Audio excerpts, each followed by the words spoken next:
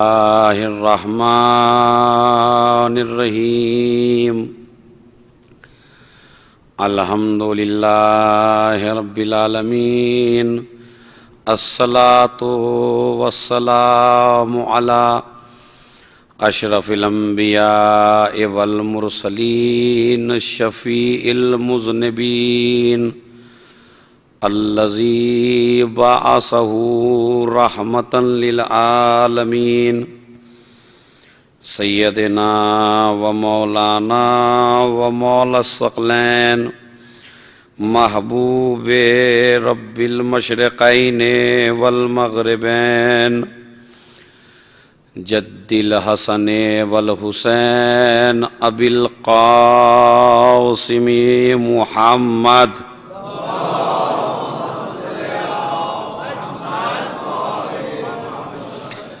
وعلى أهل بيته الطيبين الطاهرين المعصومين المظلومين الذين أذهب الله عنهم الرجس وطهرهم تطهيرا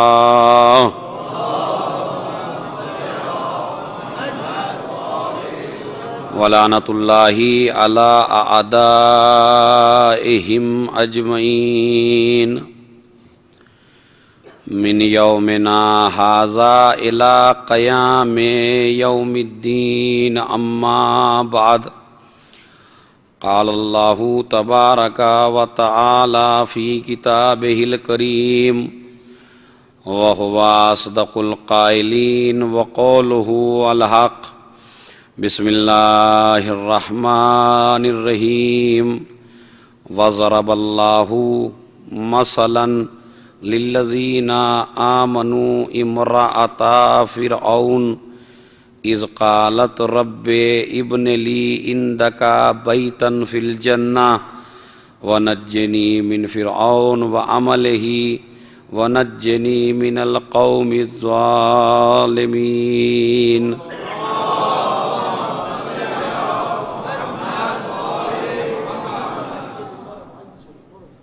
جیسا کہ آپ حضرات کو معلوم ہے کہ موضوع گفتگو جناب زینب کبریٰ سلام اللہ علیہا ہے،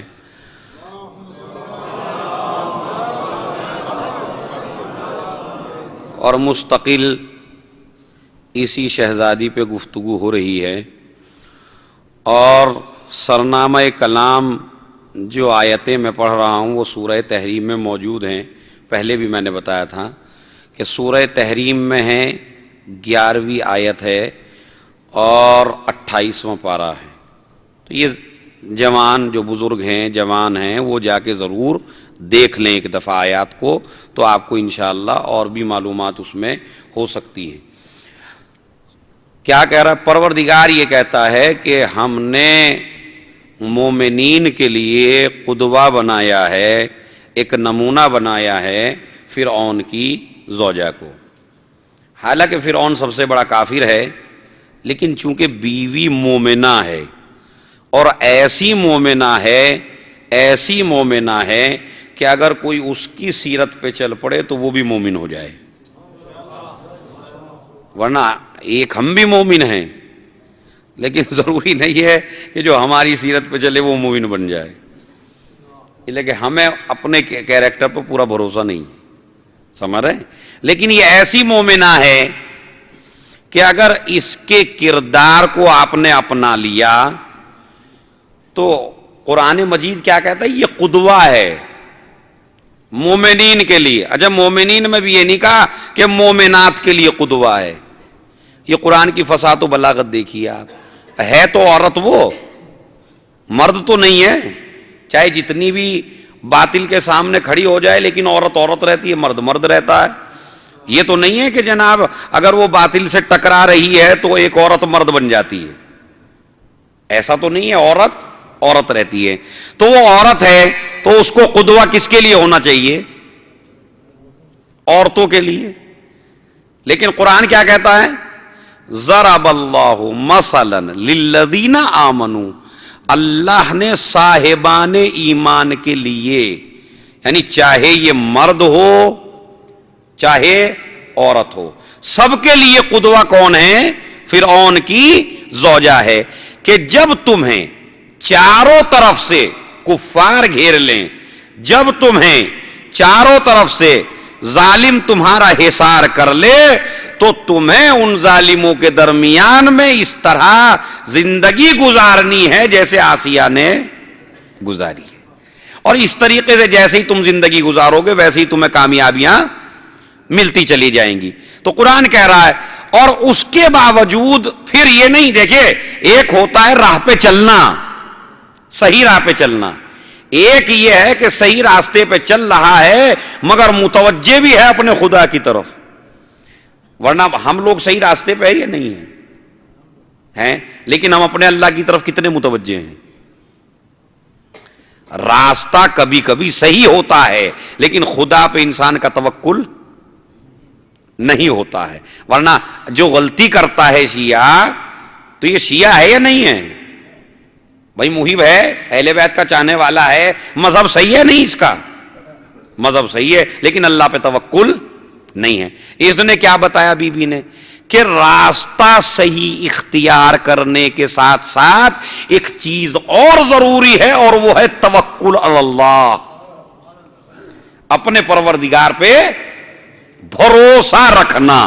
اس لیے کہ آدمی کے بہکنے کے کئی امکانات ہیں، ایک ہم نے دیکھا منافق کافر بالکل بیکار عیار مکار، لیکن وہ دیکھا مزے میں ہے ماشاءاللہ، گاڑیوں پہ گاڑیاں، غلام پہ غلام، کنیزوں پہ کنیزیں، سب ہے اس کے پاس، اور یہ تہجد گزار مومن بندہ بیچارہ دن رات اللہ کی عبادت میں مصروف، اس کی جاب بھی تھی وہ بھی چلی گئی، اور تو سب کچھ گیا ہی لیکن جو جاب تھی وہ بھی چلی گئی، اور یہ عیار مکار یہ سب کچھ اس کے پاس ہے۔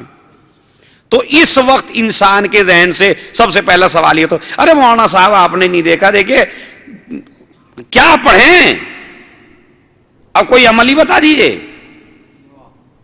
اچھا جب لگی ہوئی تھی تب عمل یاد نہیں آیا، بات سمجھ رہے ہیں؟ آپ کے اللہ یاد کب آیا؟ جب آپ پریشانیوں میں، جب آپ کی جاب تھی تو آپ نے تو مسجد کا دروازہ دیکھا ہی نہیں تھا۔ ارے بھائی کس پہ فرصت ہے اتنی مجلسوں میں جانے کا وقت کس کے پاس رکھا ہے؟ بات سمجھ رہے؟ مسجد میں جانے کا وقت کس کے پاس رکھا ہے؟ مومنین سے ملنے کا وقت کس کے پاس رکھا ہے؟ یہ ہوتا یا نہیں ہوتا؟ میں سب کو نہیں کہہ رہا ہوں، لیکن اس طرح کے بندے بھی ہوتے ہیں، اور جہاں اللہ نے امتحان لیا، حالانکہ یہ امتحان میں اس وقت بھی تھا، اس وقت پروردگار اس کا دے کے امتحان لے رہا تھا، اور اب پروردگار اس کا لے کے امتحان لے رہا ہے۔ صحیح ہے، امتحان دونوں صورتوں میں، لیکن اب اسے اللہ یاد آیا، مولوی یاد آیا، دعائیں یاد آئی، عمل یاد آیا، کچھ بتا دیجئے، اب نماز یاد آئی۔ لیکن آپ جس وقت اللہ آپ کے اوپر روزیوں کی رحمتوں کی بارش کر رہا تھا تو آپ نے کبھی سوچا تھا کہ میں مستحق ہوں اس کا؟ بھئی آپ مستحق تو نہیں تھے، مگر اللہ نے آپ کو اتنا دے دیا، اتنا دے دیا، تو کبھی اس کا شکریہ ادا کیا؟ نہیں کیا۔ تو عزیزو یاد رکھیے، مومن بندے کا امتحان راستہ صحیح ہوتا ہے، اس کا مذہب اس کا صحیح ہوتا ہے، لیکن بھٹک جاتا ہے، اللہ پہ توکل نہیں رہتا۔ اب یاد آتا ہے پروردگار جب یہ بندہ پریشان ہے، کوئی عمل بتا دیجئے، کوئی دعا بتا دیجئے، کیا پڑھوں؟ اور تو یہ جو پیسہ تھا تمہارا بچا ہوا 15-20 آدمیوں کو اور عمل پہ لگا دیا تم نے، کر دو میرے لیے عمل، کر دو میرے لیے عمل۔ عزیزو یاد رکھیے، یہ نہ سمجھیے کہ جب آپ کے پاس دولت ہے تو اللہ آپ سے خوش ہے، یہ نظریہ نہ رکھیے کہ جب میرے پاس جاب ہے تو اس کا مطلب اللہ میرے سے راضی تھا، اور اب میرے پاس جاب نہیں ہے اس کا مطلب اللہ مجھ سے راضی نہیں ہے۔ نہیں، اللہ اس وقت بھی راضی تھا، اللہ اس وقت بھی راضی ہے۔ اگر عمل صحیح ہو تو دولت کے ساتھ بھی راضی ہے، اور اگر عمل بگڑ جائے تو فقیر سے بھی ناراض ہے۔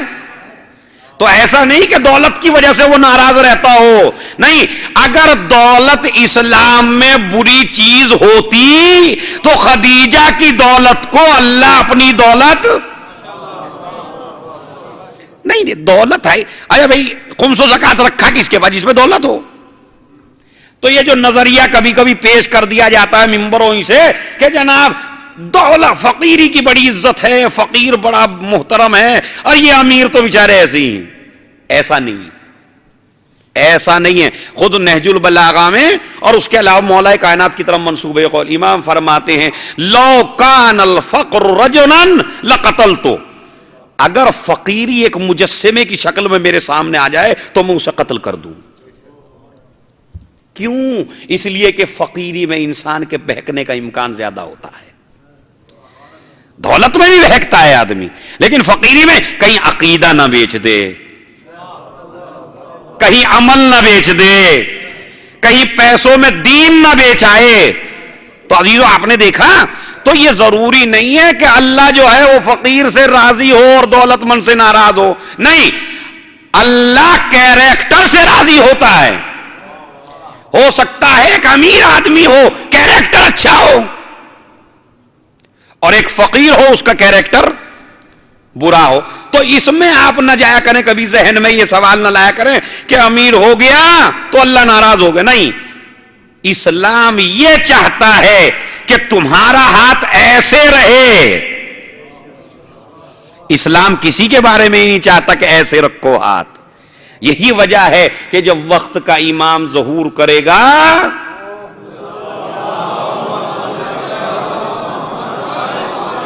تو اپنے شیعوں کے اقتصاد کو اتنا مضبوط کر دے گا کہ سارے خمس و زکات والے اپنا خمس لیے پھریں گے، لو بھائی لے لو، لو بھائی لے لو، مگر کوئی خمس لینے والا نہیں ہوگا، کوئی زکات لینے والا نہیں ہوگا. کیوں؟ اس لیے کہ جب عدالت کی جاتی ہے معاشرے میں تو پھر کوئی بھوکا نہیں رہتا ہے، کوئی پیاسا نہیں رہتا. اس وقت عدالت قائم ہوگی، حتیٰ کہ لوگ سونا لے کے پھریں گے، لو لے لو، چونکہ برابر بٹ رہا ہے نا سب کو، تو اب کوئی کیوں لے. تو عزیزو دیکھا آپ نے، تو اسلام یہ نہیں چاہتا آپ فقیر رہیے، اسلام یہ چاہتا ہے آپ حلال روزی کمائیے. اور یہی آپ کی شہزادی نے، جس کی طرف یہ اشرا منسوب ہے، اس نے بھی یہی بتایا. کیا فرماتی ہیں شہزادی؟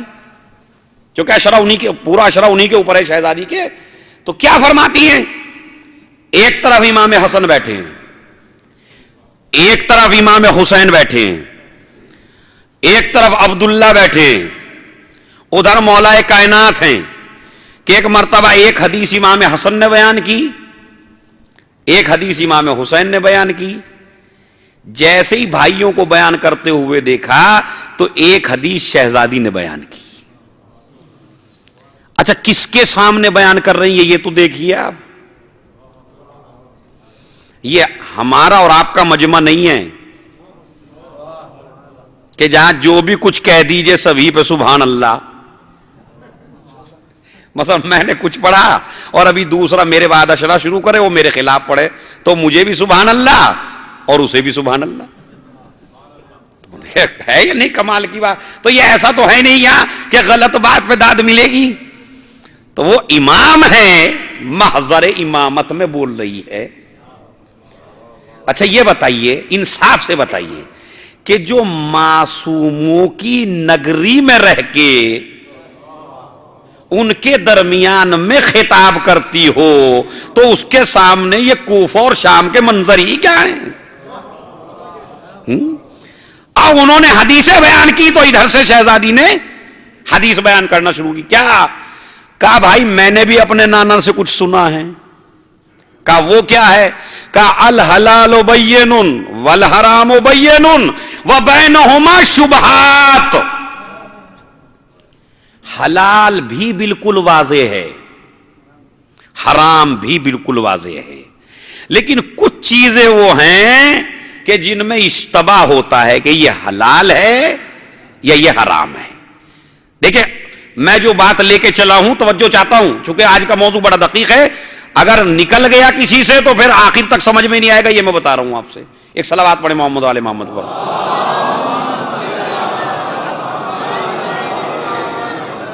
تو اپنے ذہن کو میری طرف رکھیے گا, چونکہ آج ایک بہکانے والا عامل ہے بہت بڑا میچ. ہاں, تو اس کی طرف اگر ادھر چلے گئے تو آپ کا ادھر سے وکٹ گر جائے گا. پھر یہ سمجھ لیجیے. ہاں, کیا الحلال بین, حلال بھی بالکل واضح ہے, حرام بھی بالکل واضح ہے. وَبَيْنَهُمَا شُبْهَاتٌ, ان دونوں کے درمیان میں ایک چیز وہ آ جائے کہ جس کے بارے میں نہ یہ پتا ہو کہ یہ حلال ہے نہ یہ پتا ہو کہ یہ حرام ہے, تو اس میں آدمی کیا کرے؟ سمجھ رہے ہیں؟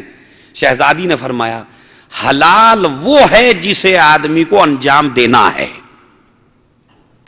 حرام وہ ہے جس سے انسان کو پرہیز کرنا ہی ہے, بچنا ہی ہے, چھوڑنا ہی ہے اسے.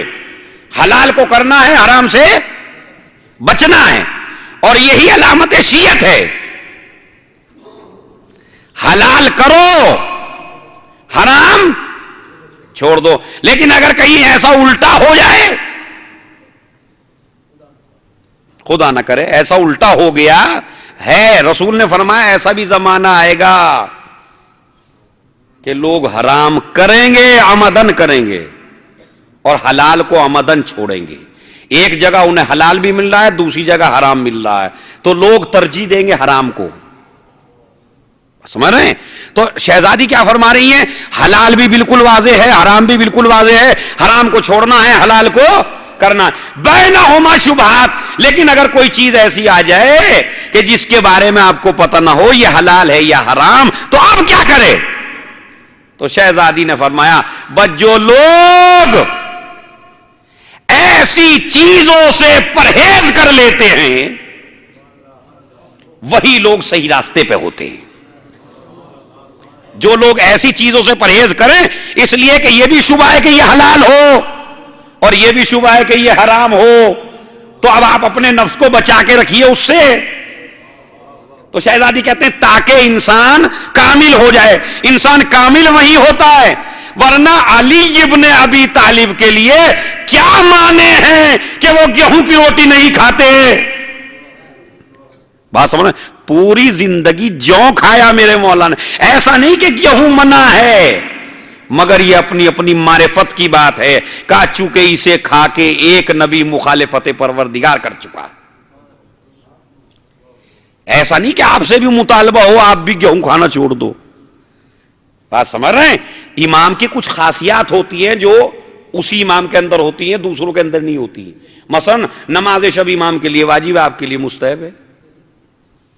کئی چیزیں ہیں جو ان کے لیے خاص ہیں تو آپ کے لیے نہیں ہے, آپ کو کہا بھی نہیں گیا ہے کہ آپ اس میں ایسا کیجئے. لیکن اپنی اپنا تقوی, اپنی اپنی معرفت کی بات ہے. تو جہاں شبہ ہو وہاں پہ رک جائیے. جیسے پھر فرماتی ہیں کہ انسان جب زندگی اس کی آگے بڑھ رہی ہے, کون فرما رہی ہے؟ آپ کی شہزادی, آپ کی جدہ, جس کی طرف یہ اشرہ منسوب ہے, اشرہ زینبیہ. کہتے جب انسان قدم بڑھا کے آگے چلتا ہے تو یا تو جنت میں جاتا ہے یا جہنم میں جاتا ہے. بس دو ہی چیزیں, یا جنت میں جانا ہے یا جہنم میں جانا ہے. حلال کھاؤ, حلال پر عمل کرو تو جنت ہے, حرام کو چھوڑ دو تو جنت ہے, جن میں اشتبا ہے انہیں چھوڑ دو تو جنت ہے. تو یا جنت میں جائے گا یا. اب یہ بتائیے چھوٹے سے جملوں میں کتنا بڑا مفہوم ہے, پوری شریعت ہے یا نہیں ہے. دین کس چیز کا نام ہے؟ واجبات کو کرو, حرام کو چھوڑو, تو سارا دین تو اسی میں. بھائی اسی وجہ سے جیسے ہی بیان کیا شہزادی نے, ایک مرتبہ امام حسین علیہ السلام نے سنا اور سن کے کہتے ہیں اے زینب انکے من شجرۃ النبوہ و معدن الرسالہ, اے میری بہن یہ علم تو ہی بیان کر سکتی ہے اس لیے کہ تو بھی اسی شجرہ نبوت سے ہے. ہر کسی کے بس کی بات.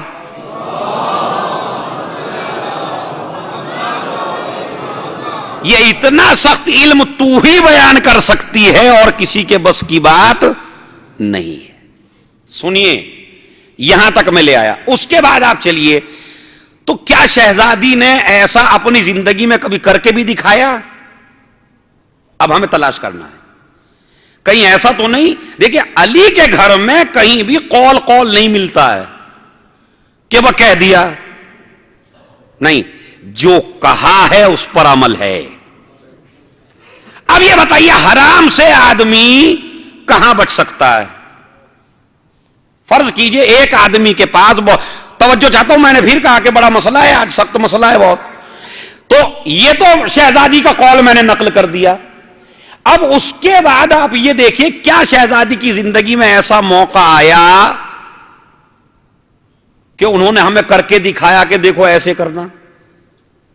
اب میں بتا رہا ہوں وہ آیا موقع. وہ کیا ہے؟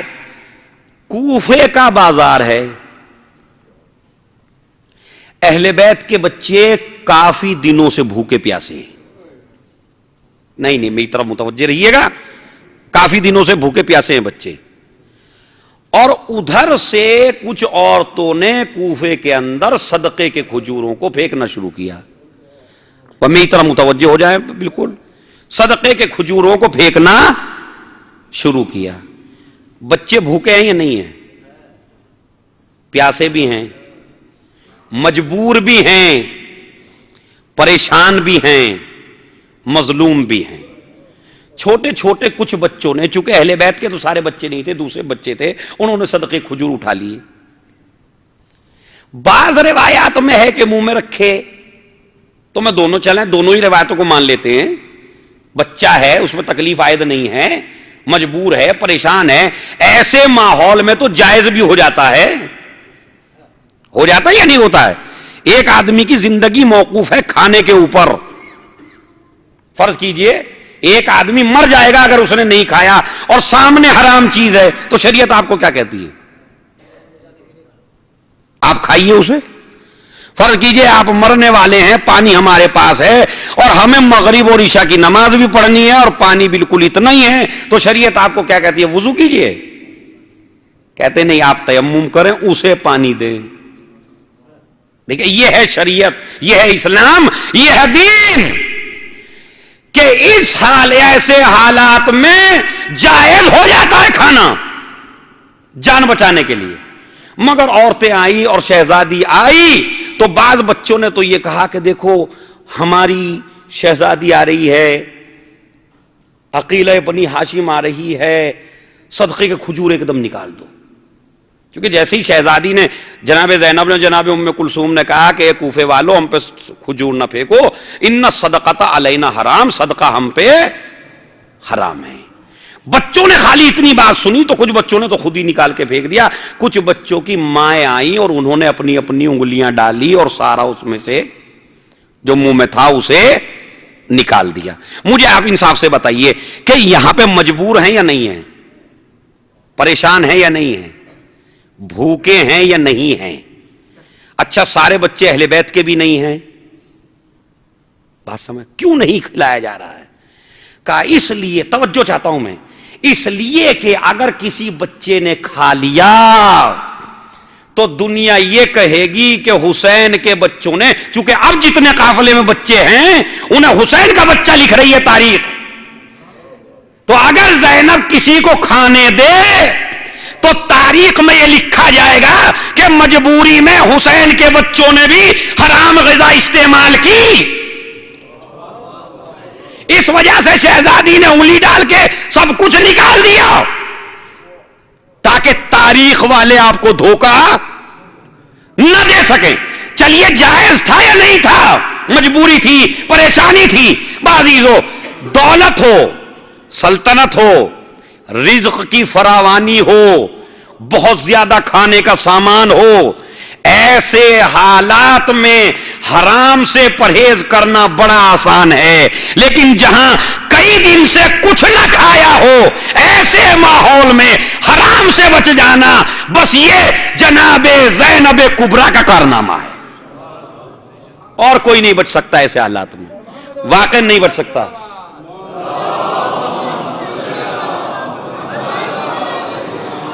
میں صحیح کہہ رہا ہوں, ایسے حالات میں کوئی نہیں بچ سکتا. مگر شہزادی نے کسی کو کھانے نہیں دیا. کیوں؟ اس لیے کہ اہل بیت رزق میں بڑی احتیاط کرتے تھے. شہزادی کھانے دیتی ہیں، کہا نہیں مجبوری تو ہیں، لیکن جس کے پیٹ میں، اب توجہ چاہتا ہوں میں، جس کے پیٹ میں مال حرام چلا جائے پھر اس کے اندر باطل سے ٹکرانے کی قوت ختم ہو جاتی ہے. نہیں، توجہ چاہتا ہوں، میں نے آسانی سے ایک اتنی بڑی بات کہہ دی آپ کی خدمت میں. کیا؟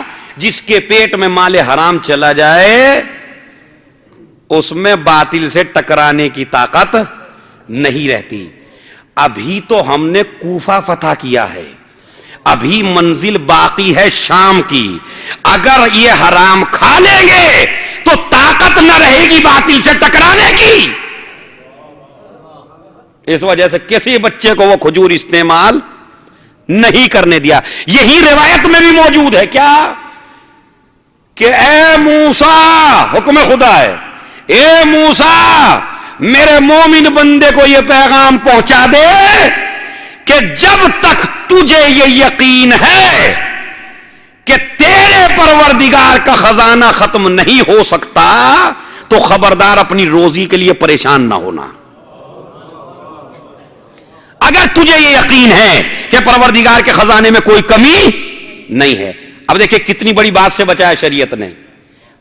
چاہے جتنی پریشانی آ جائے، نا امید نہ ہونا، مایوس نہ ہونا، بس یہ سوچنا کہ میرا خدا وہ ہے جس کا خزانہ کبھی ختم ہوتا.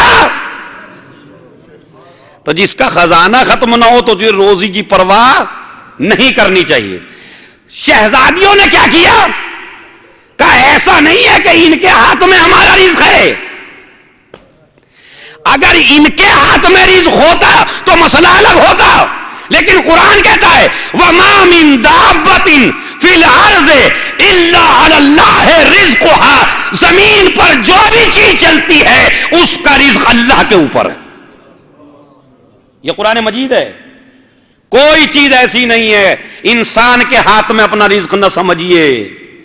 انسان کے ہاتھ میں نہیں ہے، وہ رزق پروردگار کے ہاتھ میں ہے. بس یہ سمجھ لینا جب نہ ملے کہ میرا امتحان ہو رہا ہے. کبھی لے کے امتحان ہوتا ہے، کبھی دے کے امتحان ہوتا ہے، لیکن پریشان ہونے کی ضرورت نہیں ہے. تو شہزادی نے کیا بتایا کہ اگر حرام غذا پیٹ میں چلی جائے تو باطل سے ٹکرانے کی قوت نہیں رہتی. اسی وجہ سے جب آپ کے یہاں بچہ پیدا ہوتا ہے تو آپ دو چیزیں کرتے ہیں. کہ اذان کہو کان میں. اچھا اسے کیا ہو رہا ہے بھائی؟ یہ تو سمجھ بھی نہ رہا ہے بھی کچھ بھی. یہ سمجھ تو نہیں رہی ہے بچہ، کچھ سمجھ نہیں رہا، لیکن آپ کیا کہتے ہیں؟ اذان کہیے کان میں. کیا اللہ اکبر. سب سے پہلی آواز بچے کے کان میں جو جائے وہ یہ جائے، اللہ اکبر. اللہ اکبر کا مطلب کیا ہے؟ مطلب اللہ سب سے بڑا ہے مگر مجھ سے بڑا نہیں ہے. یہ تو نہیں ہے اس کا مطلب کہ اللہ سب سے بڑا ہے مجھ سے بڑا نہیں. اللہ اکبر یعنی اللہ ہر چیز سے بڑا ہے، تاکہ بچے کے ذہن میں شروع ہی سے یہ بات ڈال دی جائے کہ تجھے سر اٹھا کے چلنا ہے، سر جھکا کے نہیں چلنا ہے. انسان بڑا نہیں ہے، تیرا پروردگار بڑا. یہی تو درس دیا جا رہا ہے اذان میں. اللہ اکبر یعنی سب سے بڑا تیرا پروردگار ہے، تجھے کسی سے ڈرنے کی ضرورت بھائی اذان کا ورنہ پہلو کیا ہے؟ یہی پہلو ہے بس ایک کہ مستحب ہے اذان کہیے تاکہ اس کے ذہن میں شروع سے یہ آ جائے کہ سب سے بڑا میرا پروردگار ہے اور کوئی نہیں ہے. میری خواہش سے بڑا، میری چاہت سے بڑا، میرے رشتہ داروں سے بڑا، ہر چیز سے بڑا میرا پروردگار ہے. تو جب اس کے ذہن میں ابتدا ہی سے یہ ہوگا، اچھا چلیے اللہ اکبر کہلوا لیتے خالی نہیں، حیا علی الصلاۃ. یہ بچہ دوڑے گا نماز کی طرف، اس کے بعد حیا علی الفلاح، اس کے بعد حیا علی خیر یہ کیا ضرورت ہے کہلوانے کی؟ چلیے اللہ اکبر کہلوا دیا کان میں. کہا نہیں، توحید کے بعد سب سے زیادہ عقیدہ اسے مضبوط رکھنا ہے تو نماز پہ. اسے توحید کے بعد نمازی بننا ہے، نمازی کے بعد اسے پھر مجاہد بننا ہے۔ اچھا پہلے مجاہد بنا دیتے بعد میں نمازی، کہا نہیں، شریعت میں وہ مجاہد نہیں چاہیے جو بے نمازی ہو، وہ مجاہد چاہیے جو نمازی ہو۔ حیا علی خیر العمل، پھر ولایت کا اعتراف، پہلے توحید، بعد میں نماز، پھر کامیابی، پھر ولایت۔ یہ چاروں چیزوں کی طرف کیوں؟ اچھا اس کے بعد کا اب جو غذا کھلاؤ تو فرات کا پانی لو، خاک شفا ڈالو، اس کی پہلی غذا یہ ہو۔ کیوں؟ باریکیاں دیکھیں شریعت کی آپ۔ اللہ اکبر کہا، اس کا سر نہ جھکنے پائے، بے نمازی نہ ہونے پائے، بے عمل نہ ہونے پائے، ولایت سے منحرف نہ ہونے پائے، حیا علی خیر العمل بھی کہا۔ اس کے بعد کہا اب اسے کچھ چٹاؤ مگر دنیا کی کوئی غذا نہ کھلانا، اب اسے خاک شفا کا۔ کیوں؟ کہا اللہ اکبر کہلوایا تاکہ کسی کے سامنے جھکنے نہ پائے، خاک شفا اس وجہ سے چٹائی تاکہ اس کا ضمیر مردہ نہ ہونے پائے۔ اور جب دنیا کا ضمیر مردہ ہو تو اس خاک کی خاصیت یہ ہے کہ یہ نہ خود کا ضمیر مردہ ہونے دیتی ہے، نہ دوسروں کا ضمیر مردہ ہونے دیتی ہے۔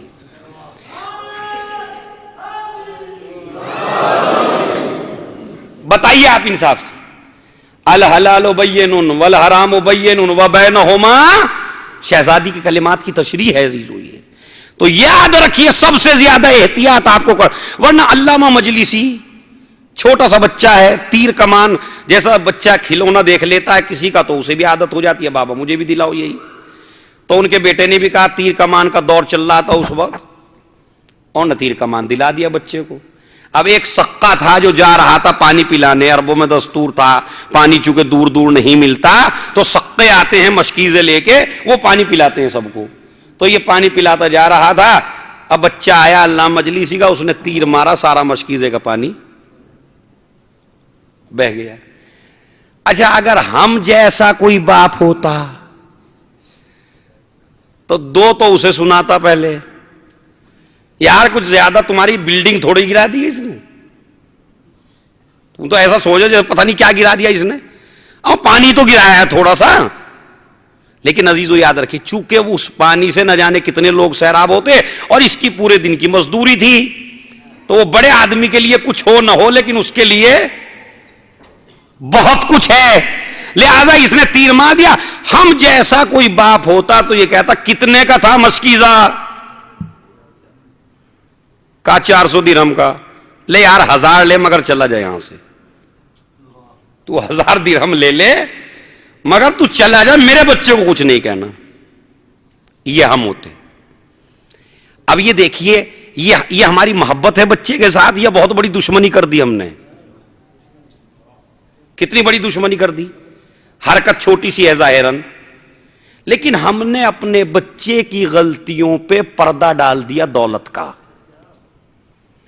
آج یہی ہو رہا ہے، جا کے دیکھیے آپ پوری دنیا میں، ارے کوئی دعا بتا دیجئے بچہ بگڑ گیا، ارے قرآن کی آیت بتا دیجئے بچہ بگڑ گیا، ارے مسجد مجلس میں دعا کروا دیجئے بچہ بگڑ گیا۔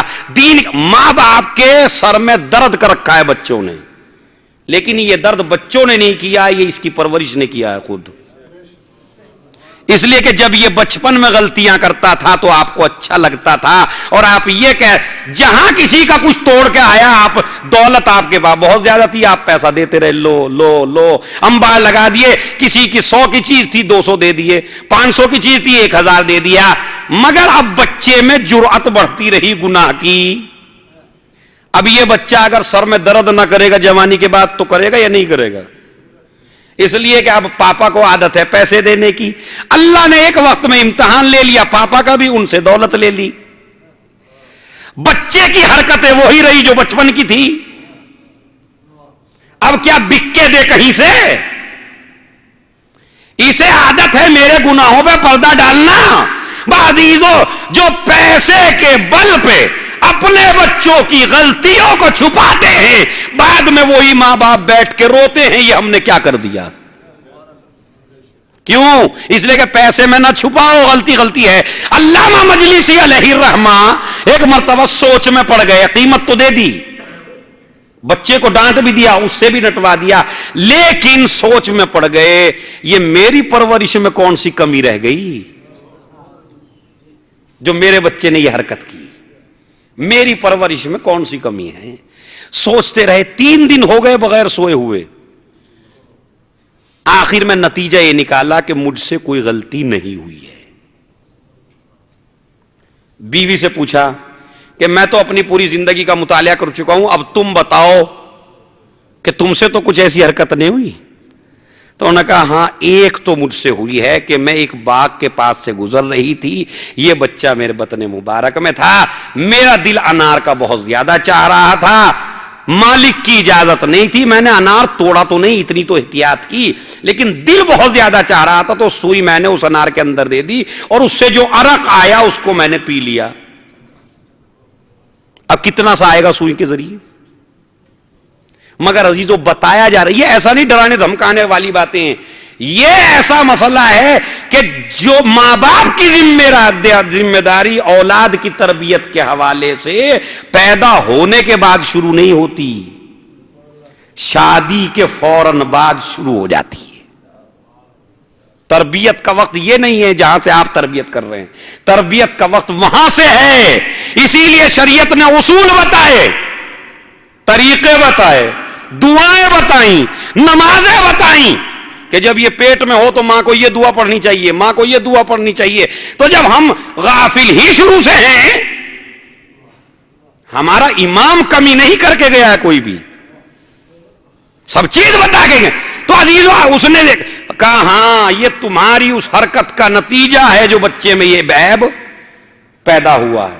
تو عزیزو اب کتنی ضرورت ہے، اسی لیے پھر فرمایا جناب موسیٰ کے لیے روایت ہے کہ جب ایک بندے کو شیطان نہیں بہکا پاتا، نہ نماز میں، نہ روزے میں، نہ حج میں، نہ مجلس میں، نہ نوحے میں، نہ زکات میں، سب چیزیں مومن دے رہا ہے، اور جب یہ بہکائے میں نہیں آتا تو یہ شیطان اب اسے ایک طریقے سے بہکاتا ہے کہ اس کی حلال روزی میں حرام روزی داخل کر دیتا ہے، اور جہاں حرام روزی داخل ہوئی اب نماز چھٹنے لگی، اب مجلس چھٹنے لگی، اب ماتم چھٹنے لگا، اب ماتم کے خلاف بولنے لگا۔ بات سمجھ رہے کیوں؟ اس لیے کہ جب وہاں تو وہ تمہیں بہکا نہیں پایا، کہاں بہکایا؟ دولت میں، کہ جب حرام غذا چلی گئی تو دین کی پابندی خود بخود آپ سے ختم ہو گئی۔ یہ اتنا بڑا میسج آپ کو شہزادی زینب کبریٰ سلام اللہ علیہا دے رہی ہے کہ حرام سے بچنا ہے، بس جہاں بھی حرام کھایا جا رہا ہے وہاں پہ نہ قرآن کا اثر ہوتا ہے نہ معصوم کے کلام کا اثر ہوتا ہے۔ شہزادی اسی وجہ سے روزی کی طرف بہت زیادہ توجہ دلانا چاہتی ہے، اور پھر دیکھیں کتنی عجیب ہو، ایک عورت ایک، اور اس نے یہ کہا کہ میں زینب بنت علی ہوں، متوکل کا زمانہ ہے، کیا کہا؟ میں زینب بنت علی ہوں۔ اچھا سارے آئے، مفتی، مولوی، ملا، بڑے پڑھے لکھے، درباری علماء، سارے کے سارے آگے بیٹھ گئے، جھوٹی ہے۔ اچھا یہ تو ہمیں پتا ہے جھوٹی ہے، اسے بھی پتا تھا متوکل کو کہ یہ جھوٹی ہے۔ کہا نہیں بھائی دلیل تو دو کوئی۔ کہا وہ تو فلاں سن میں مر گئی تھی، فلاں سن میں انتقال ہو گیا تھا، کربلا کے بعد ہی دنیا سے چلی گئی تھی۔ تو اس نے کہا کہ جھوٹ بولتے ہو، میں تو نہیں گئی تھی۔ کون کہتا ہے میں مر گئی تھی؟ میں تو زندہ ہوں، تمہارے سامنے ہوں۔ کہا تو اتنے سال تک زندہ کیسے رہ سکتی ہے ایک عورت؟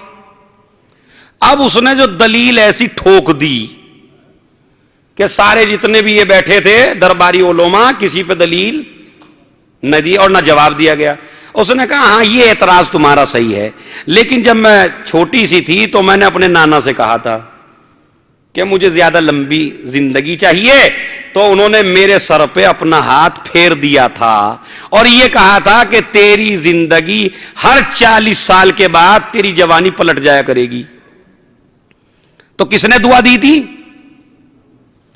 اس نے کہا نبی نے مجھے دعا دی ہے ہر 40 سال کے بعد تیری جوانی پلٹ جایا کرے گی. اس کا راز یہ ہے کہ نہ میں بوڑھی ہوتی ہوں نہ میں مرتی ہوں اور اتنے سال تک بھی جوان ہوں. تو آپ یقین کریں سب علماء نے اس کی بات کو مانا اور یہ کہا کہ واقعاً ایک عورت اگر نبی دعا دے دے, اگر نبی دعا دے دے تو یہ ممکن ہے کہ ایک عورت اتنے سال جیے. وہ وہیں سے ایک جملہ میں کہنا چاہتا ہوں کہ جسے نبی دعا دے دے اس کی زندگی پہ تو کسی کو اعتراض نہیں, لیکن جسے نبی اپنا نام بھی دے دے, اپنی کنیت بھی دے دے, اپنا اسلام بھی دے دے, اپنی دعائیں بھی دے دے, اپنی شریعت بھی دے دے, تو اس کے بارے میں کیوں اعتراض ہے کہ اگر ہے تو اب تک نظر کیوں نہیں آتا؟ بھائی جسے نبی سب کچھ دے کے گیا ہو وہ زندہ رہ سکتا ہے یا نہیں رہ سکتا ہے؟ اگر یہ عورت اتنے سال زندہ رہ سکتی ہے تو جسے سب کچھ دے کے گیا ہو, جس کا نام ہی نبی کا نام ہو, جس کی کنیت ہی نبی کی کنیت ہو, تو اس کے بارے میں تمہیں کیوں اعتراض ہے کہ زندہ ہے تو کیسے ہے؟ نہیں, وہ بھی نبی کی دعاؤں کی وجہ سے ہے, وہ بھی اسلام ہی کی وجہ سے ہے, وہ بھی شریعت ہی کی وجہ سے ہے. آخر میں جب مسئلہ حل نہ ہوا تو قید خانے میں تھے امام علی نقی علیہ الصلوۃ والسلام.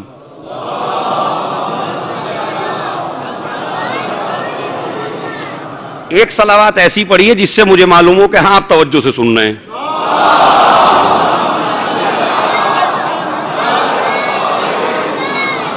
امام علی نقی علیہ الصلوۃ والسلام قید خانے میں تھے, ان کو پیغام دے کے بلایا, آئیے آپ کے نانا کے دین پہ سخت وقت پڑ گیا ہے, آئیے اب کوئی حفاظت کرنے والا نہیں. میرا مولا بڑے ادب احترام سکون و وقار جیسی رفتار علی و نبی کی تھی, اسی اندازے سے سکون و وقار کے ساتھ چلتے ہوئے آئے, زمین کے مالک ہوتے ہوئے اتنی تواضع سے چلے, اور یہ اکڑ کے تواضع کے ساتھ چلے. پہنچے, کیا مسئلہ ہے؟ کیا مسئلہ یہ کہتی ہے زینب بنت علی ہوں, اولاد فاطمہ میں سے ہوں. یاد رکھیے شہزادی نے کیا الحلال بین والحرام بین, کتنا ضروری ہے احتیاط رزق میں. تو ایک مرتبہ امام علیہ السلام نے فرمایا ایسا کرو, پہلے تو اسے بلایا, کہا تم ہو؟ کہا ہاں میں زینب بنت علی ہوں, اولاد فاطمہ میں ہوں میں. کہا ٹھیک ہے, اس میں کوئی زیادہ دلیلوں کی ضرورت نہیں ہے, تم ایسا کرو کہ اسے درندوں میں ڈال کے دیکھو, بھوکے درندے, شیر, پھاڑ کھانے والے جانور, ان کے درمیان میں ڈال کے دیکھو, اگر اس کے پیروں پہ سجدہ کرنے لگے تو زینب ہے, اور اگر اسے پھاڑ کھائیں تو پھر زینب. بس میں یہاں روکنا چاہتا ہوں, واقعہ ہو سکتا ہے آپ کا سنا ہوا ہو, اور بڑا لہجہ میں نے دھیرا کر دیا, بالکل درسی انداز, تاکہ بات پہنچ جائے. وہ کیا ہے؟ تو اس نے کہا کہ یہ کیوں؟ متوکل کہتا یہ کیوں, یہ دلیل کیا ہے؟ کہا لِأَنَّ لُحُومَ الْأَنْبِيَاءِ حَرَامٌ عَلَى السَّبَايَا وَلَحُومَ بَنِي فاطمہ حَرَامٌ عَلَى السَّبَايَا, اس لیے کہ درندوں پر, حیوانوں پر بنی فاطمہ کا گوشت حرام ہے. نہیں نہیں نہیں, میں ایسے نہیں آپ کو سن دوں گا, ایک ایک آدمی سے توجہ چاہتا ہوں. کیا کہا؟ اس لیے کہ حیوانوں پہ حرام ہے بنی فاطمہ کا گوشت. اچھا چلیے, جب یوسف کے بھائیوں نے یوسف کو کنویں میں ڈال دیا اور نبی کے پاس جھوٹی قمیص لے کے آئے, اور قمیص لے جانے کے بعد باپ نے کہا کہاں ہے میرا یوسف؟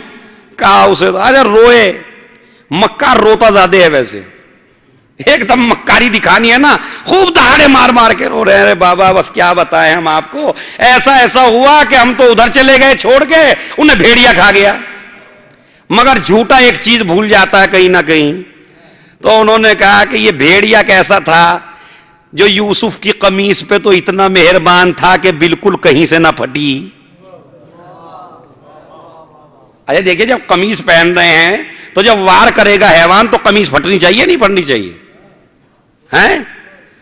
تو جناب یعقوب نے کہا یہ بڑا عجیب و غریب بھیڑیا تھا کہ قمیص پہ تو اتنا مہربان اور میرے یوسف پہ بالکل مہربان نہیں. تو کہتے ہیں روایت ہے کہ انہوں نے سب بھیڑیوں کو آواز دی, نبی کی آواز میں سب نے لبیک کہی, اور نبی نے پوچھا کیا تم نے میرے یوسف کو کھایا؟ تو ادھر سے آواز آتی ہے سب کی, لحوم الانبیاء حرام علی الصبایا, ہم کبھی نہیں کھا سکتے اس لیے کہ انبیاء کا گوشت اور خون درندوں پہ حرام کیا گیا ہے. ادھر کیا امام نے کہا بنی فاطمہ کا گوشت حرام ہے, ادھر کیا کہا انبیاء کا گوشت حرام ہے. اچھا یہ حیوان ہے, اس میں شعور ہے درندہ, مگر اتنا شعور اس کے اندر ہے, حلال کھاتا ہے حرام نہیں کھاتا ہے. بس جب انسان حرام کھانے لگتا ہے حیوان کا شعور بڑھ جاتا ہے, انسان کا شعور کم ہو جاتا ہے. حیوان بھی نہیں کھاتا حرام تو یہ انسان حرام کیوں کھاتا ہے؟ پھر کوئی فرق نہیں ہے انسان میں اور حیوان میں, بل ہم اضل, بلکہ یہ انسان حیوان سے بھی پست ہے. اب سمجھ میں آیا پست کیوں ہے؟ اس لیے کہ انہیں, اب آپ کہیں گے وہ تو کسی کی بھی زمین میں کھا لیتا ہے جا کے, تو وہ اس کے لیے حرام ہی نہیں ہے. بات سمجھ رہے ہیں, وہ اس کے لیے حرام نہیں ہے, اس لیے کہ حرام اور حلال ہے عقل کے اعتبار سے.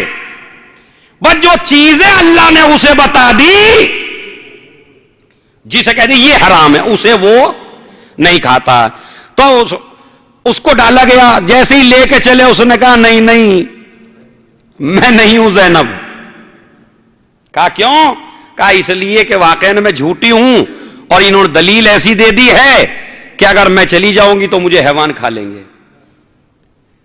اب کسی نے مشورہ دیا چاپلوس نے آ کے متوکل کو, کہا آپ بھی تو انہیں مارنا چاہتے ہیں, تو یہ کتنی اچھی دلیل ہے, انہی کی دلیل ہو یہی مر جائیں گے, تو انہیں بھی تو درندوں میں ڈال کے دیکھو.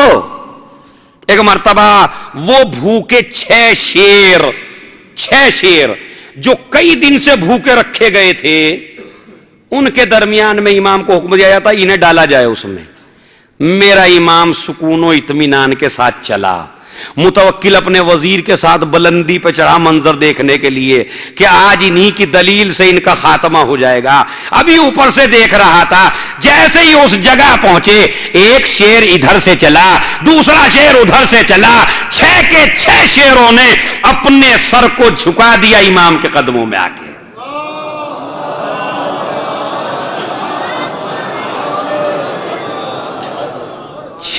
چھ شیروں نے اپنے سر کو جھکا دیا امام کے قدموں میں, اور امام علیہ السلام ان کے سر کے اوپر ہاتھ پھیر رہے ہیں.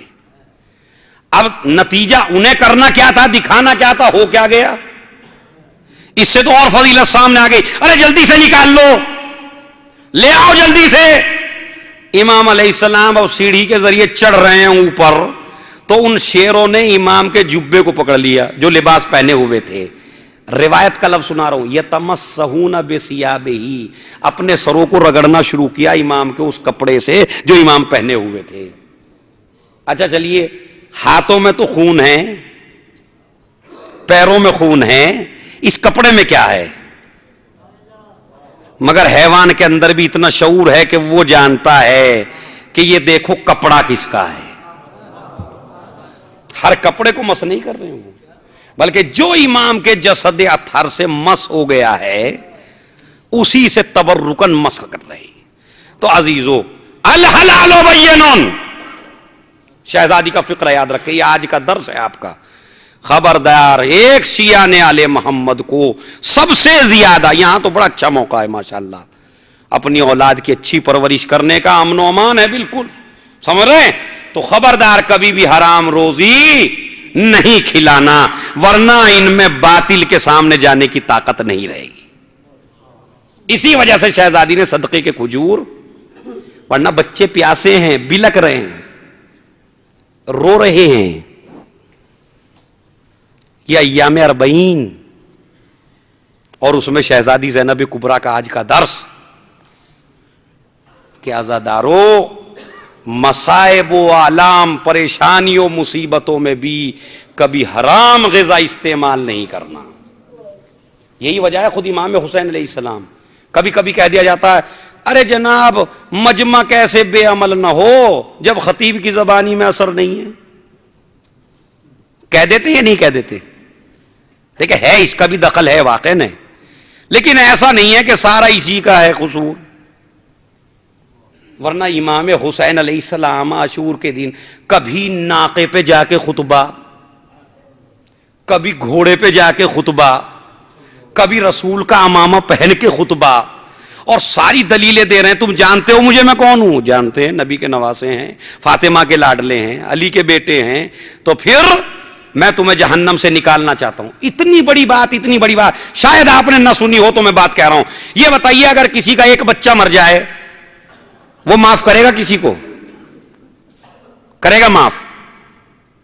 لیکن جس کے عباس جیسا بھائی، اکبر جیسا بیٹا، علی اصغر جیسا بچہ، ان کی شہادت کے بعد بھی ہوتے کہ حسین کو کتنی انسانیت کی محبت ہے، اسے یاد کر کے جائیں. آج شاید سنی ہو آپ نے یا نہ سنی مجھے نہیں پتا، اسے یاد کر کے جائیں. امام حسین علیہ السلام نے فرمایا اگر تم اب بھی راہ راست پر آ جاؤ تو میں تمہیں سارے خون معاف کر دوں گا. بتائیے اس سے بڑی کوئی بات کہہ سکتا ہے؟ میں تمہیں جنت دلاؤں گا اتنے خون کے بعد.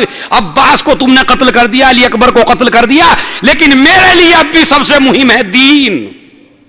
اگر تم اب بھی آ جاؤ. تو انہوں نے کوئی توجہ نہیں دی. کیوں قتل کر رہے ہیں؟ کہا تمہارے باپ کے بغض میں. جیسے ہی یہ بات کہی تو امام فرماتے ہیں کہ ہاں میری بات کا، میرے کلام کا تم پہ اثر ہو بھی نہیں سکتا. کیوں؟ لِأَنَّ بُطُونَكُمْ مُلِئَتْ مِنَ الْحَرَامِ، اس لیے کہ تمہارے پیٹوں میں نجس غذا بھری ہے، اور جس کے پیٹ میں مال حرام چلا جائے اس پہ معصوم کے کلام کا اثر. ورنہ ان سے بڑا کوئی خطیب ہے؟ ان سے بڑا کوئی رہبر ہے؟ تو شہزادی کا آج کا آپ کو میسج یہ ہے آج کی تاریخ میں کہ میں نے ایسے بچوں کے منہ سے جو کئی دن سے بھوکے پیاسے تھے، میں نے ایک بھی کھجور انہیں حرام کا کھانے نہیں دیا. اگر یہ کھا لیتے تو پھر شام میں جا کے بہک جاتے، مگر انہیں ابھی کوفے کا مرحلہ طے کرنا تھا، ابھی شام کا مرحلہ طے کرنا تھا. نجس غذائیں انسان کو باطل کے مقابلے میں کھڑی نہیں ہونے دیتی ہیں، اور ہمیں ابھی مقابلہ کرنا ہے شام تک. بس دیکھا، اور اسی میں 4 برس کی بچی بڑی بھوکی ہے، بڑی پیاسی ہے، بہت زیادہ پیاسی ہے، اور بچی بھی وہ بچی جسے امام بہت زیادہ چاہتا ہو. چونکہ آج مجھے جناب سکینہ کی شہادت پڑھنی ہے. کل ہمارے پاس 2 دن رہ گئے ہیں رونے کے لیے. آئندہ سال پروردگار سب کو سلامت رکھے، نہ جانے کون مر جائے، نہ جانے کون زندہ رہے. لیکن جسے حسین ابن علی بہت زیادہ چاہتے تھے، میر انیس نے بڑی عجیب و غریب بات لکھی. کبھی کبھی شعر پڑھے، قیامت قیامت. کہتے جب حسین ابن علی نکل رہے تھے تو میر انیس کہتے ہیں سر کھولے بال اہل حرم ساتھ ساتھ تھے. سر کھولے بال اہل حرم ساتھ ساتھ تھے، پٹکے میں شاہدی کے سکینہ کے ہاتھ تھے. بابا جو صبح سے گیا ہے واپس نہیں آیا ہے. بابا تم نہ جاؤ. اور جب امام حسین علیہ السلام چلے ہیں اور کبھی داہنی طرف دیکھا کبھی بائیں طرف دیکھا، کوئی سوار کرنے والا نظر نہ آیا. زینب آگے بڑھی، بھائی کو سوار کیا، مگر اب ذوالجنا قدم آگے نہیں بڑھاتا. میرا مولا کہتا ہے اے ذوالجنا یہ میری آخری سواری ہے، مجھے قتل گاہ تک پہنچا دے. جیسے یہ بات کہی ایک مرتبہ ذوالجنا نے اپنے سر کو اٹھا کے قدموں کی طرف دیکھا. میرا مولا سمجھ گیا, ذوالجناح سے نیچے اترا, کیا دیکھا, 4 برس کی بچی گھوڑے کے سموں سے لپٹی ہوئی, یہ کہہ رہی ہے اے میرے بابا کی سواری, ارے جو صبح سے گیا ہے وہ واپس نہیں آیا, اگر میرا بابا چلا گیا تو میں یتیم ہو جاؤں. میرے مولا نے اٹھایا سکینہ کو, اٹھانے کے بعد سینے سے لگایا, سینے سے لگا کے بس ایک جملہ ہے, سنیے ایک جملہ ہے, اے میرے لال, اے میری سکینہ. اب مجھے نہیں پتا میں کس طرح ادا کروں اس لفظ کو, اے میری سکینہ تو آج کے بعد یتیم ہو جائے گی. میں نے لفظ کہہ دیا, آپ نے سن لیا. اہل بیت کے گھرانے کی بچی تھی. ایک مرتبہ باپ کو دیکھا اور دیکھ کے کہا بابا یتیم کسے کہتے ہیں, بابا یتیم کسے کہتے ہیں. یہ واقعہ نہ پوچھ, یہ موقع عظیم ہے, مر جائے جس کا باپ وہ بچہ یتیم ہے. ننھا سا گلا جب تیرا رسی میں بندھے گا تب حال یتیمی کا میری جان کھلے گا. جب تیرے تماچے لگنے لگے تو سمجھ لینا یتیم ہو گئی. جب تیرے تازیانے لگنے لگے تو سمجھ لینا یتیم ہو گئی. جب تیرے گوشوارے چھن جائیں تو سمجھ لینا یتیم ہو گئی. ایک مرتبہ باپ کو دیکھا, دیکھ کے کہتی ہے بابا آپ کو پتا ہے مجھے آپ کے سینے کے بغیر نیند نہیں آتی, میری آخری خواہش یہ ہے کہ مجھے آخری بار سینے سے لگا لو. ایک مرتبہ حسین ابن علی جلتی زمین پہ لیٹ گئے, سکینہ کو سینے پہ سلایا, اے میری لاڈلی آج کے بعد باپ کا سینہ نہیں ملے گا, اور اگر کبھی یاد آئے بابا کی تو مقتل کی طرف چلی آنا. یہی تو وجہ ہے کہ جب شام غریبہ آئی سکینہ کے دامن میں آگ لگ گئی, بچی مقتل کی طرف پہنچی, کبھی گرتی ہے کبھی اٹھتی ہے, ایک جملہ کہتی ہے بابا, اے بابا سکینہ پکار رہی ہے. حمید ابن مسلم کہتا ہے میں قریب گیا, میں نے چاہا کہ دامن کی آگ کو بجھا دوں. وہ بچی کہتی ہے اے شیخ ہم آل محمد ہے, مجھے ہاتھ نہ لگانا. بیٹی میں تو تیرے دامن کی آگ بجھانا چاہتا ہوں. نہیں شیخ ہم آل محمد ہیں, مجھے ہاتھ نہ لگانا. ہاں اگر احسان ہی کرنا چاہتا ہے تو اتنا احسان کر دے کہ مجھے نجف کا راستہ بتا دے. نہیں عزیز اور روئے خوب روئے, مجھے نجف کا راستہ بتا دے.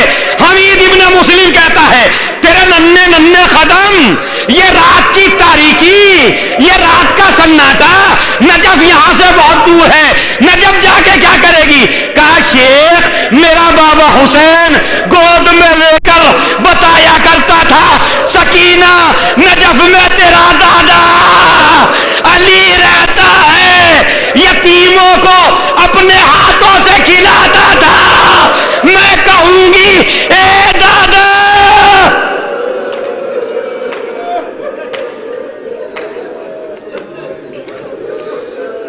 سونیا جی تو خوب روئیں, بابا سے بلند روئیں. 2 دن رہ گئے خالی 40 کے, کل شب 40 ہے. ایک مرتبہ کہا بچی تو وہاں جا کے کیا کرے گی, کہا اپنے دادا سے فریاد کروں گی. ایک مرتبہ روایت کہتی ہے ابھی بچی جا ہی رہی تھی کہ نشیب سے آواز آئی الیہ الیہ, اے میری سکینہ میرے پاس آ جا. ارے مجھے بھی چین نہیں آ رہا. سکینہ گئی, علماء کہتے ہیں سینے پہ لیٹ گئی. ذرا انصاف سے بتائیے جس کے جسم پر اتنے تیر ہو کہ لاشا زین پر ہو, زمین پر نہ آیا ہو, تو بتائیے کیسے سینے پہ سوتی. روایت کہتی ہے پہلے تو چاروں طرف دیکھتی رہی کوئی جگہ مل جائے جہاں سر رکھ دوں. جب جگہ نہ ملی تیروں پہ سر رکھ دیا. اے بابا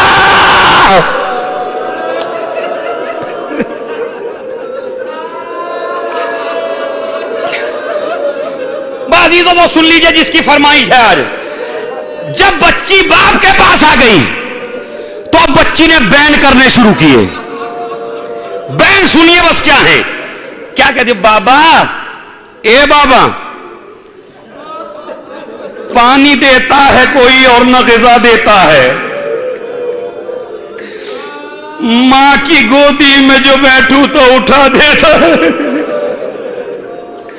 اور اس مصرے کو اپنے اپنے دلوں پہ لکھ کے لے جائے، جب بھی کبھی اکیلے میں گریا کرنا ہو تو یہ مصرع پڑھ لیا کرنا جو میں بتا رہا ہوں۔ کیا بابا، پانی دیتا ہے کوئی اور نہ غذا دیتا ہے، ماں کی گودی میں جو بیٹھوں تو اٹھا دیتا ہے۔ اب کبھی سے کہ بابا، جب یہ سمجھتے ہیں نا کہ اس کا باپ نہیں رہا، جب یہ سمجھتے ہیں نا کہ اس کا چچا نہیں رہا، اب سنیے مصرع، پانی دیتا ہے کوئی اور نہ غذا دیتا ہے، ماں کی گودی میں جو بیٹھوں تو اٹھا دیتا ہے۔ بابا سمجھیے پہلے، بے پدر دیکھ کے، بے پدر دیکھ کے ہر ایک رلا دیتا ہے، جو بھی آتا ہے تماچا وہ لگا دے۔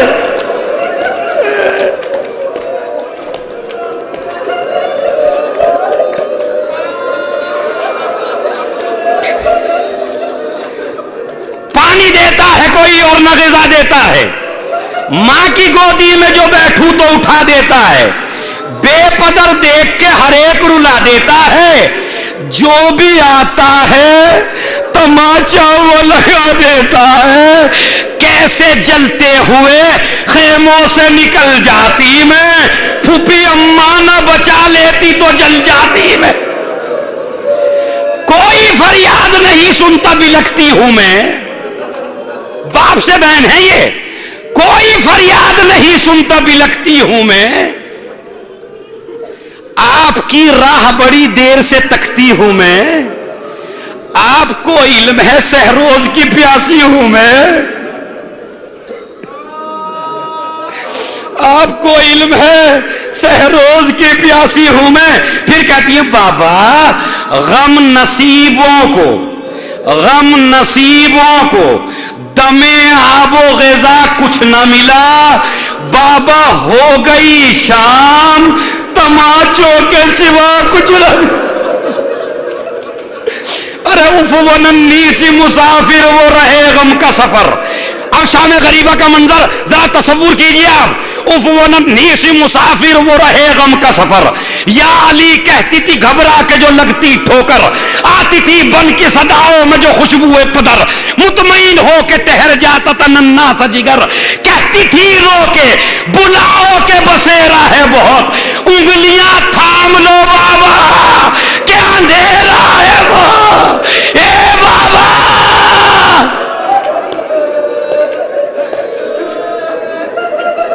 ایسا شعر پوری زندگی میں ہو سکتا ہے آپ نے نہ سنا ہو۔ اب ذرا تصور کریں، خاموش ہو کے مصائب سنیے، پھر دیکھیے آپ کتنے رو کے جاتے ہیں۔ اب آپ تصور کیجئے، جس کے بچی ہے 4 برس کی یا 3 برس کی، آج ہی وہ اپنی بچی کو اپنے سینے پہ لٹا کے تجربہ کر لے، جا کے میں کہہ رہا ہوں دعوے کے ساتھ تجربہ کر لے۔ جب آپ اپنے بچے کو سینے پہ لٹائیں گے تو بچے کی ایک عادت ہے، سینے پہ لیٹے لیٹے کبھی آپ کی پیشانی پہ ہاتھ رکھتا ہے، کبھی آپ کے لبوں پہ ہاتھ رکھتا ہے، کبھی آپ کے گالوں پہ ہاتھ رکھتا ہے، کبھی آپ کے لب چومنے لگتا ہے۔ لٹا کے دیکھیے گا اپنے بچوں کو کہ بچے کا پہلا ہاتھ چہرے پہ چلتا ہے۔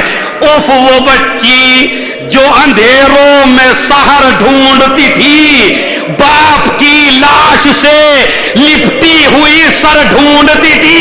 اے بابا، ارے تیرا سر نظر نہیں آتا، بابا بوسا کہا لو، سکینہ کو سینے سے لگا لو۔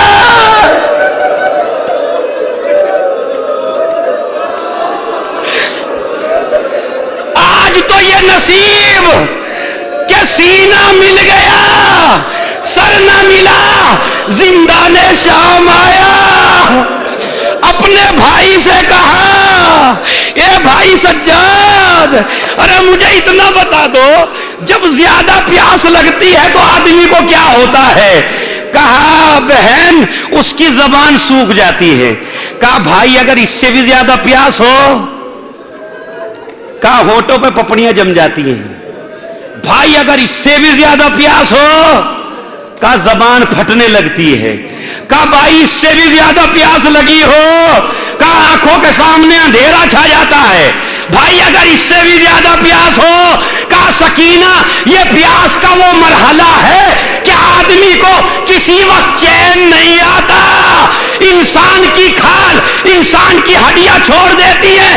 وہ ایک مرتبہ کہا اے بھائی بس سکینہ کا یہی حال ہے، اے بھائی مجھے چین نہیں آتا.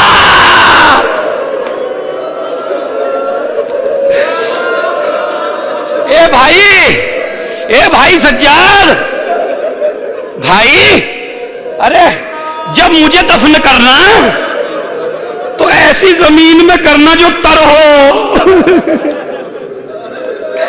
آ گئی وہ رات، خواب میں دیکھا سکینہ نے، سوتی نہیں تھی، کبھی سوتی نہیں تھی. کیوں؟ دیکھیں کیوں، بڑا عجیب و غریب منظر شاعر نے پیش کیا ہے. سکینہ کبھی سوتی نہیں تھی. یہ نہیں کہ سوتی نہیں تھی، سونا چاہتی تھی، گھبرا کے پھر اٹھ جاتی تھی. کیوں؟ جب کبھی کروٹ بدلتی تھی تو دکھ جاتے تھے کان.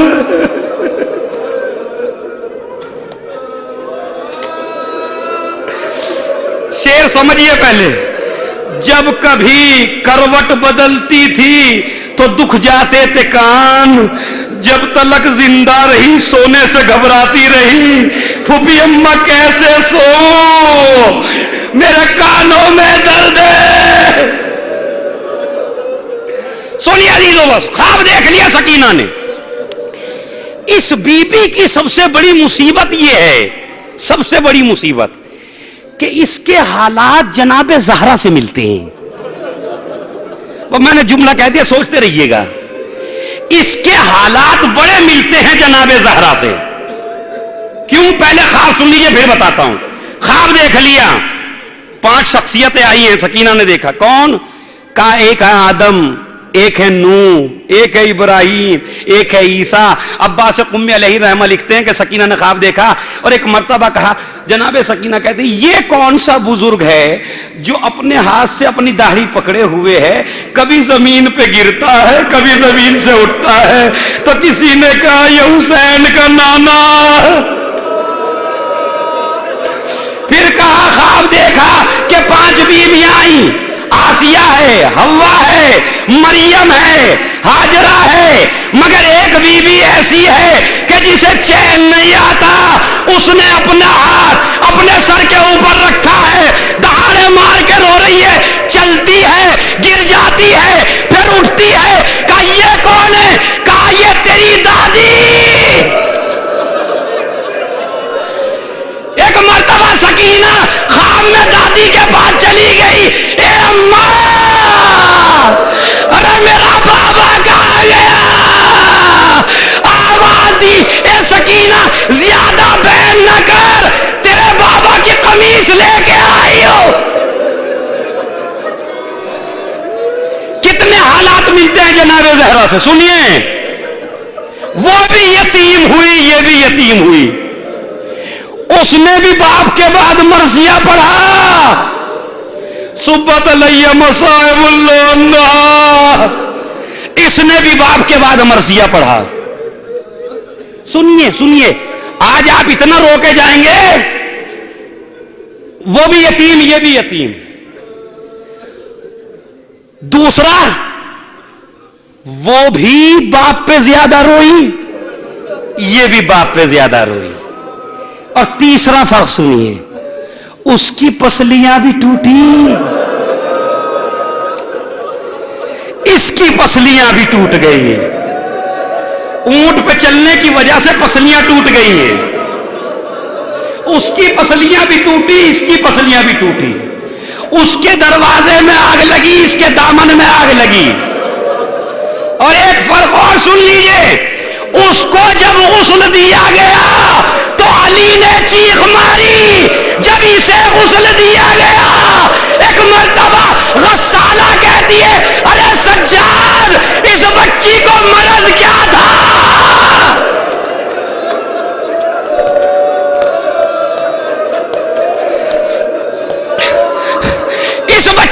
کون سا مرض تھا؟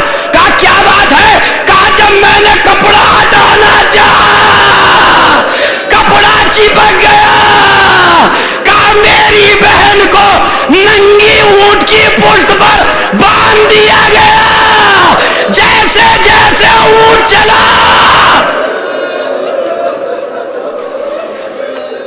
سنیے چوتھی حالت سنیے، اور اس کے بعد زحمت تمام۔ چوتھی حالت سنیے، اس بی بی کو جب دفن کیا گیا تو امام پریشان، اس بی بی کو جب دفن کیا گیا تو امام پریشان۔ کیوں؟ سن لیجئے ان کی پریشانی کیا ہے۔ ان کی پریشانی یہ ہے کہ حسن و حسین اتنے چھوٹے ہیں۔ آپ جانتے ہیں جب قبر میں اتارا جاتا ہے کسی عورت کو تو کیسے اتارا جاتا ہے؟ نامحرموں سے کہہ دیا جاتا ہے الگ چلے جاؤ۔ ایک محرم اتارتا ہے، دوسرا محرم قبر میں جاتا ہے۔ حسن و حسین اتنے چھوٹے ہیں کہ قبر کے اندر نہیں جا سکتے۔ کائنات کا مشکل کشا مشکل میں پڑ گیا۔ ارے دفن کرے تو کیسے کرے؟ ایک مرتبہ جنازہ سیدہ کو اٹھایا، پریشان تھے قبر میں کون لے گا، دو ہاتھ نکلے رسول خدا کے، جناب زہرا کو لے لیا۔ یہاں بھی امام پریشان ہے، بالکل شباہت وہی ہے۔ ایک مرتبہ بابا کا سر آ گیا ہے، سکینہ کا دم نکل گیا ہے، زینب و کلثوم نے دیکھ لیا ہے، مگر اب دفن کرنا ہے۔ شریعت کہتی ہے عورتیں جنازہ نہیں اٹھاتی، شریعت کہتی ہے عورتیں جنازہ نہیں اٹھاتی، مرد ایک ہی ہے، ہاتھوں میں ہتھکڑیاں، پاؤں میں بیڑیاں، گلے میں خاردار تو۔ ارے تم سمجھو تو صحیح، سید سجاد کتنی مشکل میں ہے، قید خانے میں، عورتیں جنازہ نہیں اٹھا سکتی، عابد بیمار کے ہاتھ بندھے ہوئے ہیں، نامحرم کو جنازہ نہیں دے سکتے۔ اب کیا کرتے؟ ایک مرتبہ پھوپھی کو دیکھا، مظلومیت کو پھوپھی نے سمجھا، اپنے بندے ہاتھوں کو ایسے کیا، زینب نے سہارا دیا، سجاد ایسے لے کے چلے، فرات کا رخ کیا، چچا ارے بیکار میرے ہاتھ ہیں زخموں سے رسن کے، ارے میں تو سنبھالوں یا جنازے کو بہن کے، قبر کھودی، پریشان تھے، دو ہاتھ نکلے، سجاد میری سکینہ کو مجھے دے دو۔ بابا جب چھوڑ کے گئے تھے پسلیاں صحیح تھی، اب دے رہا ہوں پسلیاں ٹوٹ گئی، تماچوں کے نشان۔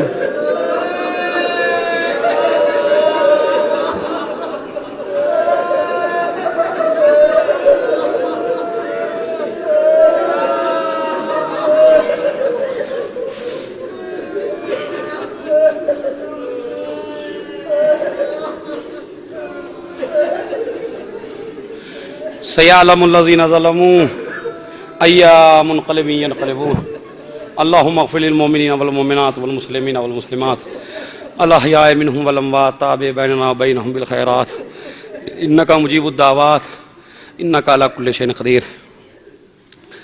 پالنے والے جو پریشان ہیں ان کی پریشانیوں کو دور فرما، جو زندہ ہیں انہیں عمل خیر کی توفیق عنایت فرما۔ معبود امام کے ظہور میں تعجیل فرما۔ بسم اللہ الرحمن الرحیم، بآواز بلند۔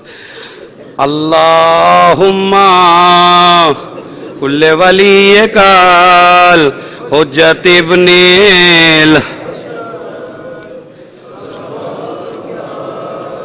زور سے وعلا آبا فی هذه الساعة وفی کل ساعة ولیاں وحافظا وقائدا وناصرا ودلیلا وعینا حتی تسکنہ ارضک طوعا وتمتعہ فیہا طویل.